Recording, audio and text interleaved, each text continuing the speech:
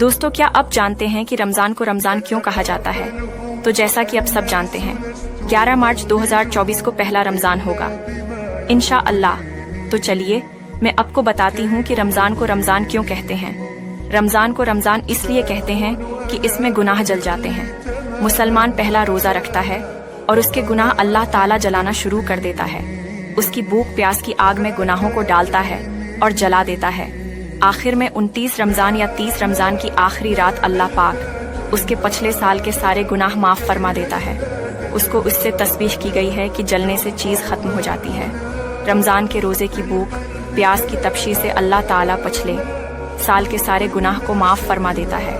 दोस्तों, कयामत की एक बड़ी निशानी, ये हदीस सुनकर अब यकीनन हैरान हो जाओगे, क्योंकि कयामत के ये निशानी अभी मुकम्मल हो रही है। तिरमिजी शरीफ में हजरत अनस रजी अल्लाह ताला अन्हा से मरवी है कि नबी अकरम सल्लल्लाहु अलैहि वसल्लम ने इरशाद फरमाया, क़यामत उस वक्त तक कायम न होगी जब तक कि वक्त तेजी से न गुजरने लग जाए, यानी कि कयामत के नजदीक साल महीनों की तरह गुजरेगा, महीने हफ्तों की तरह, हफ्ते दिनों के बराबर होंगे, दिन घंटों के बराबर, और आखिर में घंटा आग के शोलों की मानंद होगा। तो दोस्तों, ये निशानी हम पूरी होते देख रहे हैं। अल्लाह ताला हमारी हिफाजत करे।